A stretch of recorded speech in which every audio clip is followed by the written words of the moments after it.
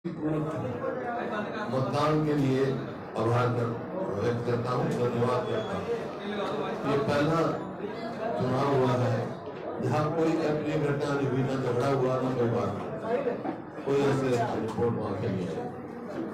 और कांग्रेस पार्टी भी लोगों के इस फैसले को विनम्रता से स्वीकार करती है।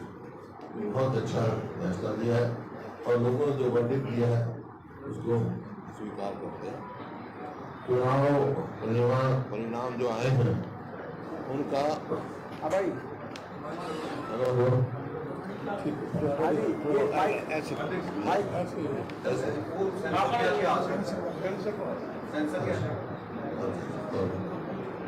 चुनाव परिणाम का संदेश साफ है कि लोगों ने प्रदेश में परिवर्तन का मन बना लिया है और कुछ ही दिनों के बाद कांग्रेस सरकार बनाना चाहती है।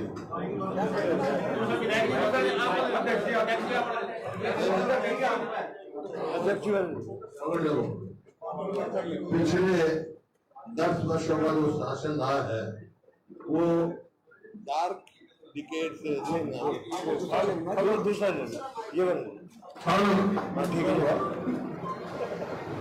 और पिछले जो 10 साल रहे हैं वो डार्क डिकेड के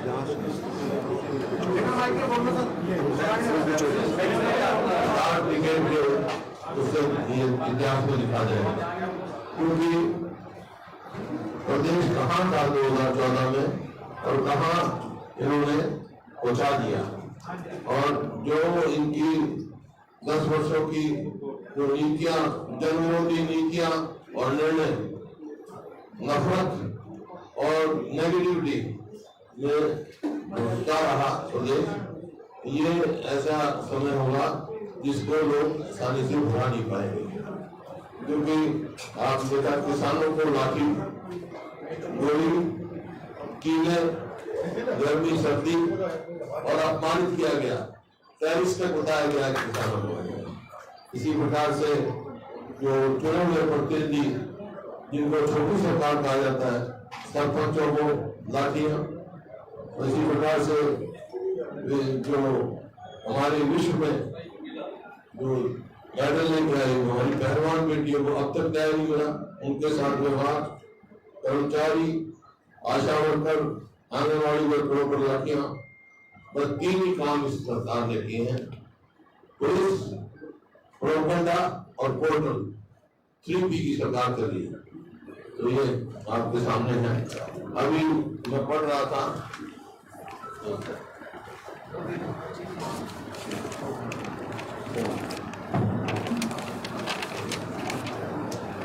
जैसे 100 गज के प्लॉट की बात थी, 100 गज के प्लॉट की हम कह रहे हैं कि बड़ी फोटो खिंचा रहे हैं, बड़ी फोटो खिंचा रहे हैं। ये जो है हमारी जो स्कीम थी उस स्कीम का पार्ट है।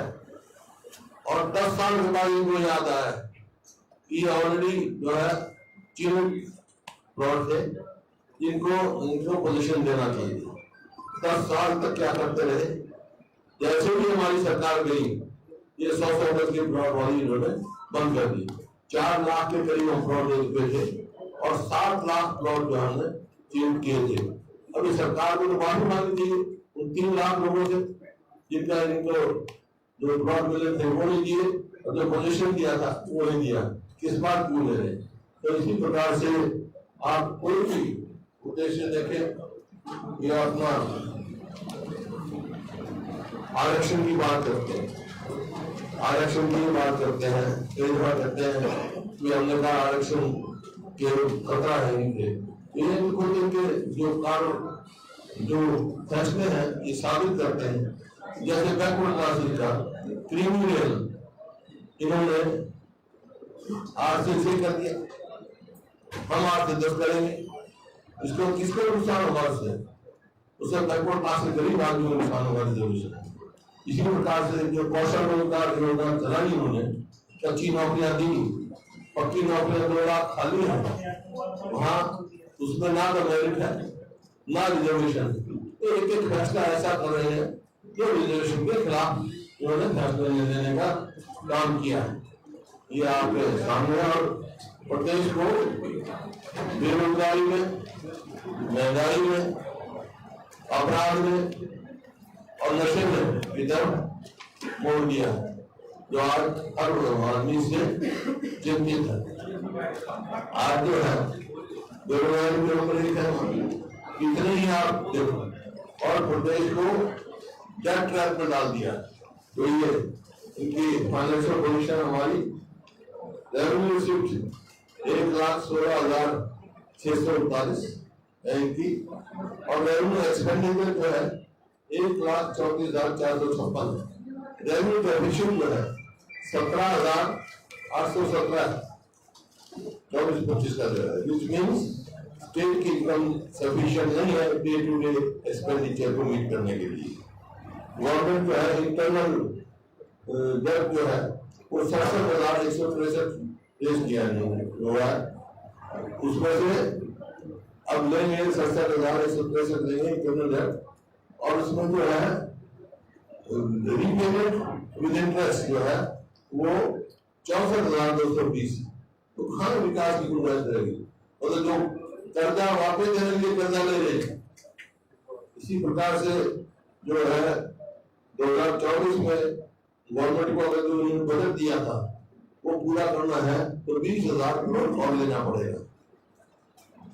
तो ये एक संकेत है कि हम टैक्स की तरफ जा रहे हैं और फाइनेंशियल क्राइसिस की तरफ जा रहे हैं प्रदेश में। ये नहीं तो बात की बात है, इसके द्वारा फैसला करेंगे बात और अब ये इतिहास के अखबार में है कि प्रदेश के 182 कॉलेज प्रोफेसर 7,986 भुगतानी, मतलब मोर देन 50% पोस्ट खाली है। वैसे 50% जाती 4.5 लाख के करीब हमारे एम्प्लॉय हैं, तो 4 लाख जिसमें 2 लाख खाली जो सेक्शन पोस्ट है। तो ये दर्शाता है सरकार को कि इसकी डायरेक्शनलेस गवर्नमेंट, और ये मुख्यमंत्री के ये ध्यान आना कि मैंने बनते ही ये कहा, इसका मतलब इन्होंने एक्सेप्ट किया 10 साल तक पिछली सरकार ने कुछ नहीं किया। अब क्या क्या कहाँ सफरिंग हुई कोविड में देखा आपने। असेंबली में मैंने सवाल किया था, उस टाइम सरकार ने कहा कि ऑक्सीजन की कमी से कोई डेथ नहीं हुई, याद होगा आपको। और उस टाइम ये माना था कि हम हर सिविल सर्जन से रिपोर्ट लेंगे। आज तक जितने घोटाले हुए हैं SIT बनाते हैं और आज तक कोई वो नहीं होती। खैर निहाओ, जो रिजल्ट जो है बहुत अच्छा आया है। जितना रिजल्ट आया है हमारा इंक्रीज जो हुआ है अलायंस का, वो तकरीबन 20% करीब है। अलायंस का 18% इंक्रीज हुआ है। 19.2%।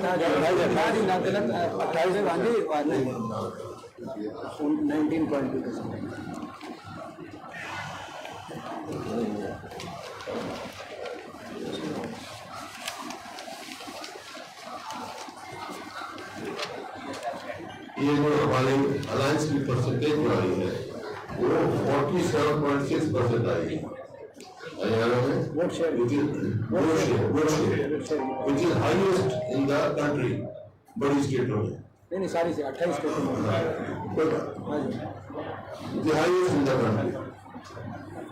हमारे बाद तमिलनाडु है 46.9, फिर कर्नाटक है 45.4, फिर केरल है 45.1, फिर उत्तर प्रदेश है 43.5, फिर हिमाचल है 41.7, फिर छत्तीसगढ़ है 41.1 और तेलंगाना है 40.1।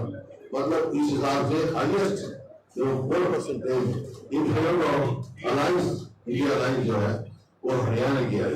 लीड्स कितनी सीट्स है? विधानसभा की कितनी सीट्स पे लीड है? 46 पे लीड किया है। और इंक्रीज जो है हमारा समझो 19.2% आया, 20%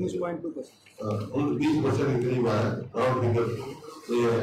और बीजेपी का जो है वो गिरा है 12% के करीब, तो ये गिरा है। मेरा कहने का मतलब ये है कि लोकसभा में हाफ, विधानसभा में साफ बीजेपी। लोकसभा में तो हाफ हो गई, 10 की 10 में 5 आई है, विधानसभा में साफ हो जाएगी। ये कहने का मेरा मतलब।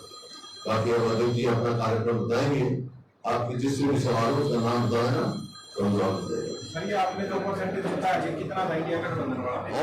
इंडिया गठबंधन 47.62 है। और इनका बीजेपी का, चलो आपको बता दिया। बीजेपी का पहले था 57.7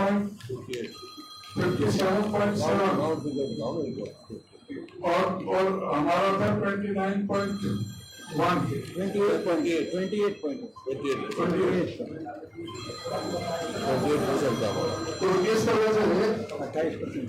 तो इस तरह से हमारा 19.5% वोट शेयर बढ़ा है और उनका 12% घटा है। हर पार्लियामेंट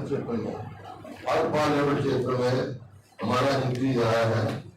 अम्बाला में भी 18% पड़े हैं, माइनस बीजेपी के -11, और भिवानी में 21% पड़े हैं, फरीदाबाद में 20.3% पड़े हैं, गुड़गांव में 11.6, हिसार में 33% पड़े हैं, करनाल में 18, कुरुक्षेत्र में 17.9, रोहतक में 16.4, सिरसा में 24.7, सोनीपत में 11.4। ये हमारा इंक्रीज हुआ है। और इसी तरह बीजेपी का डिक्रीज जो हुआ है, अम्बाला में 11.1 और भिवानी में 13.8, फरीदाबाद में 15.1, गुड़गांव में 10.4, हिसार में 7.9, करनाल में 15.8, कुरुक्षेत्र में -11%, रोहतक में 11.9, सिरसा में 17.8 और सोनीपत में 5.1। ये डिक्लेयर हुआ है। और सीटों के मामले है तो वो 79 पर उन्होंने लीड किया था, अब 44 पर है। हमने 10 पर लीड किया था, अब 46 पर है, 1 पर जेजेपी। 79 पर लीड किया था, 46 पर रह गए थे। ये इलेक्शन में 20% ज्यादा बढ़े 10 के 10 पहले 19 में तो 19 में जो ये है, ये बीजेपी और आप पकड़ लो जी एक बार छोटा सा बोल दो। ये 19 में तो ये हमारी बीजेपी जो है इसमें और कांग्रेस नीले में है। और 24 में आ जाओ, ये नीला है और बीजेपी पीला है। दोनों कंपेयर करो। कोई साथ आप कोई टारगेट दे रहे हो सर? आप विधानसभा का कोई टारगेट दे रहे हो? मैं तो दिया बीजेपी साथ और तो कोई मुकाबला है नहीं। देखो मुकाबला तो कांग्रेस और बीजेपी में, वहां भी मैंने जो पूछा था सवाल और ये चुनाव में सिद्ध कर दिया। वो कह रहे जी और भी पार्टियां हैं यहाँ, उनका मुकाबला तो कांग्रेस का बीजेपी का है, उन पार्टी का मुकाबला तो नोटा से है। नोटा जितनी वोट आई उतनी वोट आई उनकी और क्या है।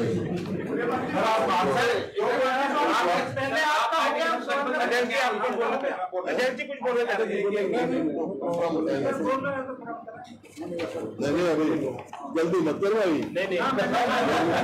इतनी गर्मी में घूम के आया तो कब एसी में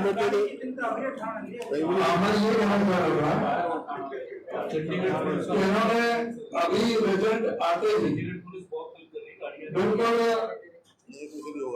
निराशा में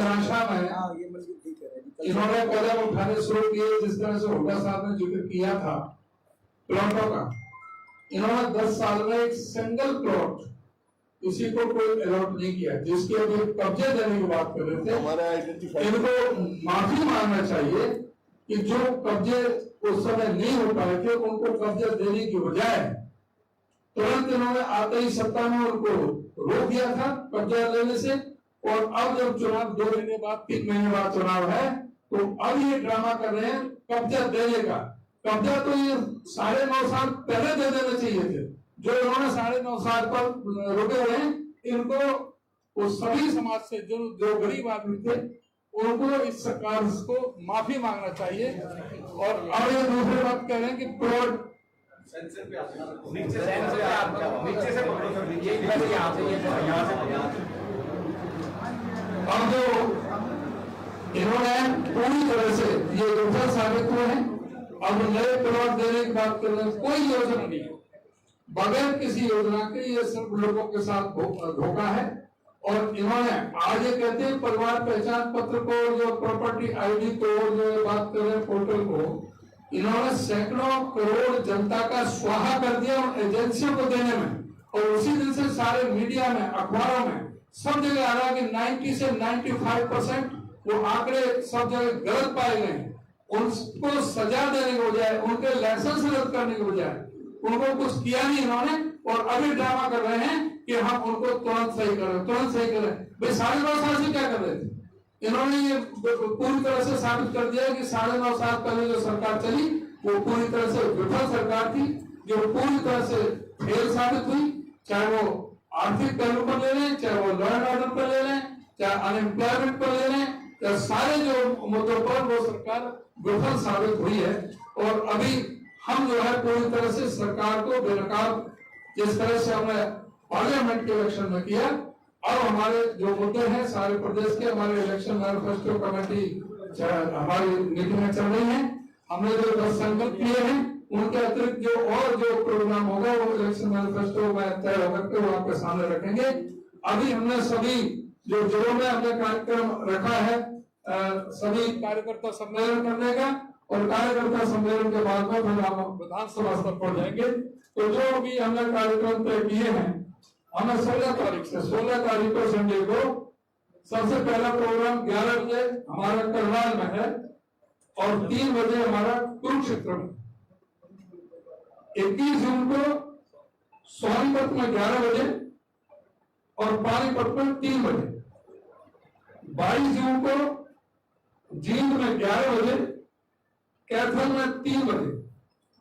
23 जून को अम्बाला में 11 बजे, यमुनानगर में 2 बजे और पंचकुला में 4 बजे।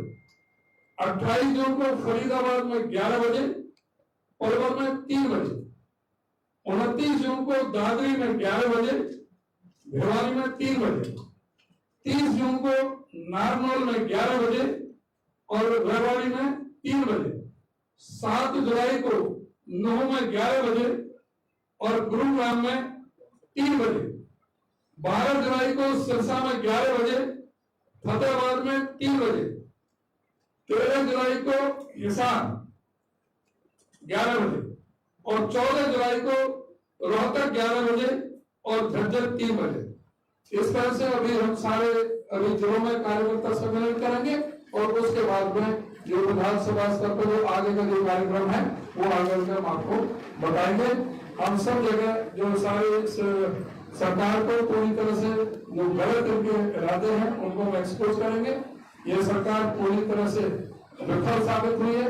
जो पन्ना प्रमुख की बात कर रहे थे, जितने भी प्रदेश अध्यक्ष रहे इनके, तीनों 50-50 हजार से 45 हजार से सारा जनता ने पन्ना प्रमुख के पन्ना ही फाड़ करके फेंक दिए। और जो मौजूदा मुख्यमंत्री, जो मौजूदा प्रदेश अध्यक्ष हैं भारतीय जनता पार्टी के, वो अपने बूथ से भी आ रहे हैं, अपने गांव से भी आ रहे हैं, अपने विधानसभा से भी आ रहे हैं। तो ये पूरी तरह से जो इनको पूरी तरह से एक्सपोज इनको कर दिया जाता है। देखिए, तो ये जैसे उन्होंने कहा अनाउंसमेंट कर रहे हैं, अनाउंसमेंट क्यों कर रहे हैं कि अपनी सरकार बचाने के लिए और अपने विफलताएं छुपाने के लिए। लेकिन लोगों ने फैसला कर दिया है, इनको जनता करने का फैसला कर दिया है। क्योंकि आपने देख लिया, जिन दिन वोट हुआ उसी दिन टोल बढ़ा दिया, महंगाई बढ़ा दी। उसी दिन से रात को बिजली नहीं आती, पानी की गाँव में बिजली नहीं आ रही, बिजली करते जामे गाँव जिन गाँव में गया 2000 मेगावाट की कमी है। 1 यूनिट बढ़ाई नहीं 10 साल में। किया क्या है, 1 मेट्रो पोल लगाया नहीं, 1 यूनिट बिजली बढ़ाई नहीं। अब कह रहे हैं 2000 मेगावाट हम हमारे गवर्नमेंट बाहर से देंगे। क्यों नहीं रहा कि यमुनानगर का जो थर्मल प्लांट सैंक्शन हमारे टाइम का है एक्सटेंशन, वो नहीं, उस पर कोई कार्रवाई की। तो कोई भी एक भी ऐसी जगह नहीं है, कोई बड़ी यूनिवर्सिटी नहीं लेके आए, कोई इंस्टीट्यूशन नहीं लेके आए, जो ऑलरेडी है वही खराब करके मेट्रो नहीं लगाया इन्होंने, कहीं रेलवे लाइन बिछाई नहीं, कुछ भी कहीं भी उपलब्धि नहीं है। आपके टाइम में कितने 100 के प्लॉट दिए गए थे? आपके टाइम में कितने हो गए? 6 साल दिए गए। आपके टाइम में कितने 100 के प्लॉट? हमने तो 4 लाख 4 लाख ही नहीं, 3 लाख 10 हजार पोजीशन कितनों का रह गया था? सरकार आपने जितने भी प्लॉट दिए उनका पोजीशन भाई दीदी को एक आदमी पंचायत में बड़ा हो जाएगा तो पोजीशन पड़ जाएगा, वो 10 पोजीशन जो प्रोसेस में थे, बाकी 3 लाख और चिन्हित किए थे, 7 लाख के करीब और दे थे, जो उन्होंने स्कीम बंद कर दी। सर 3 कैबिनेट मंत्री ले लिए गए, कैबिनेट बिजली की सर 2 सवाल है। एक को जो पोर्टफोलियो एलोकेशन दिए गए हैं, 3 पोर्टफोलियो दिए गए हैं, 5 में से 3 लोगों को हरियाणा में, ये क्या आपको लगता है कि इलेक्शन को असेंबली कोर्स को देखते हुए दिए गए हैं, और क्या आपको लगता है इसके रैमिफिकेशन होंगे? और दूसरा, आम आदमी पार्टी और आपका जो अलायंस है वो क्या असेंबली कोर्स पे भी रहेगा? देखिए, जहाँ तक आम आदमी का हमारा अलायंस का सवाल है, वो नेशनल लेवल का अलायंस था, हमारा स्टेट लेवल पे कोई अलायंस नहीं है, अभी कोई बात नहीं, ना कोई बात चलिए, हम ना कोई अलायंस की बात करते हैं, जो कैबिनेट ऑफ प्राइम मिनिस्टर है, पर देखते हैं परफॉर्मेंस क्या रहेगी। We have to meet our performance. बिजली की कमी का मुद्दा आपने बताया कि बिजली कमी की क्या स्थिति है। अब खट्टर साहब जो है देश के बिजली मंत्री बन गए, कैसे आप देख रहे हैं कि कमी होगी? कह चुका आपसे समझते नहीं, कहा परफॉर्मेंस देखेंगे, विधानसभा चुनाव से अकेले जैसी 10 साल परफॉर्मेंस देखी है, ऐसी परफॉर्मेंस रहेगी तो भाई संभावना है आने वाले टाइम में गठबंधन की कोई संभावना है? हमारी शुभकामना है परफॉर्मेंस अच्छी रहे, महकमे मिलन देखते हैं। आम आदमी पार्टी का होगा सर, विधानसभा चुनाव अकेले लड़ेंगे सर? अकेले में नहीं, अभी सर जिस तरह उन्होंने कहा कि किसने कहा? अनुराग ठाकुर ने कहा कि आरोप लगा है कुरुक्षेत्र में मतलब पार्टी के कई नेता है, तो इतना सहयोग मिला नहीं उनको लोकसभा चुनाव में। किस चीज को? अनुराग ठाकुर उसका जो है वो हमारे उम्मीदवार थे आम आदमी पार्टी के, साहब अभी प्रताप बाजवा वो कह रहे थे कि अगर कुरुक्षेत्र सीट अकेले लड़ती कांग्रेस तो कुरुक्षेत्र भी जीत जाते हैं, आपको लगता है साहब? ये तो राष्ट्रीय स्तर पर बेहतर हो गई। पहचान पत्र को लेकर अब सरकार ने कैंप लगाना शुरू कर दिए, सभी डिप्टी कमिश्नर को आदेश दे दिए गए, क्या लगता है आपको?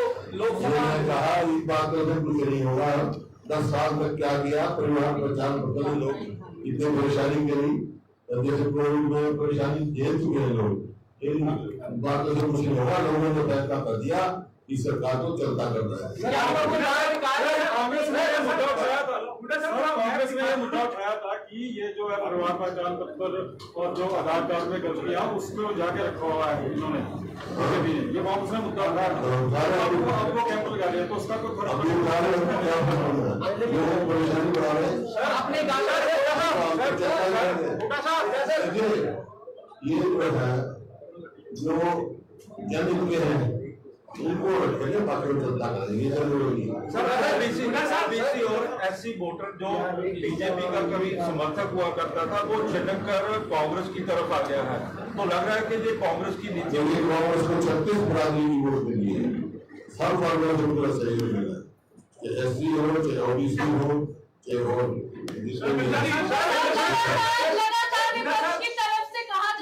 सरकार अल्पमत में है, तो उसको लेकर कुछ डिस्कशन हुआ, उसको लेकर के आप लोग गवर्नर के पास क्या रणनीति रहेगी? है अल्पमत में है, अल्पमत में है, और इसी बात से हमने राज्यपाल जी को लिखा और लिखा था, फिर लिख देंगे कि कोई सरकार अल्पमत में है, नैतिकता के आधार पर कोई सरकार को ध्यान है।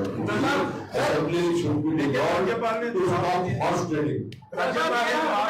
हॉर्स ट्रेडिंग शुरू कर देंगे, कभी कहते हैं 2 जेजेपी के लोग सीमा दिलवा देंगे, this is called horse trading. To stop horse trading, assembly should be dissolved.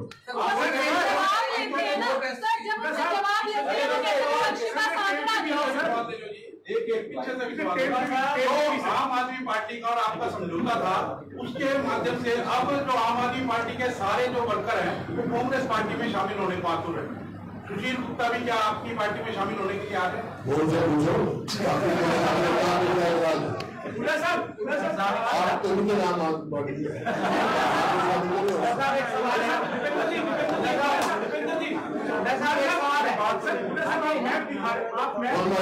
आप मैप दिखा रहे थे सर कि 2014 आप मैप दिखा रहे थे, इसमें यात्री कांग्रेस से आप यहाँ पे है, लेकिन कुमारी शैलजा ये कह रही है सर कि हम हिसार हारे बहुत कम, हिसार हम जीते बहुत कम अंतर से, भिवानी हम हारे और सोनीपत हम कम अंतर से। उनका ये कहना है सर कि ये टिकटों का वितरण है, इसमें ठीक ठाक नहीं रहा, वरना नतीजे इससे ज्यादा बेहतर होते। टिकटों का वितरण पार्टी हाईकमान ने किया है और पार्टी हमारे हाईकमान फैसला करती है, सबको मान्य होता है। दीपेंद्र जी से करना है, दीपेंद्र जी पहले मेरे खत्म कर लो। आप पोर्टल का हमेशा विरोध करते हैं, लेकिन सरकार जो है अब उसको सरल तो कर रही है, पोर्टल सिस्टम खत्म नहीं कर रही। तो हम तो करेंगे ना, मैं कहता जो पोर्टल जन होंगे उसको रखेंगे हम और लगाएंगे, उनको हटाएंगे। पोर्टल की सरकार है। अगर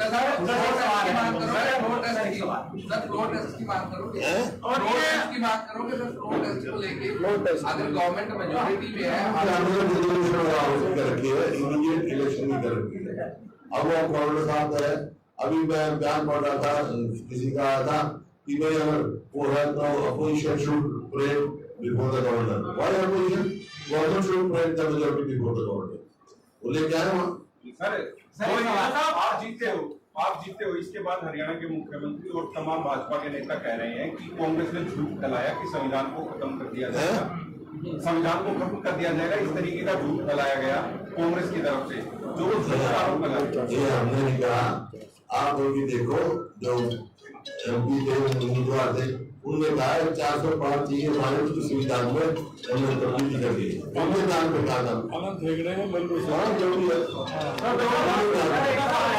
सर जो अभी लोकसभा में परफॉर्मेंस आई, जो लोग अपने आप को टिकट का दावेदार मान रहे हैं, जो भी कैंडिडेट दौड़ लगा रहे हैं, तो क्या उनके जो इनके इलाके में जो नतीजे आए हैं वो भी एक पैमाना रहेंगे आने वाले? 2 सीटें हार गए, हमारा पैमाना वही रहेगा जो लोकसभा में था, जो जीतने वाला होगा उसको टिकट दी जाएगी। सर्वे चल रहा है जी, कोई कैंडिडेट्स के बारे में सर्वे चल रहा है? आप मुझे बताएं, अगर आप उम्मीदवार तो आपको सर्वे करा देते हैं।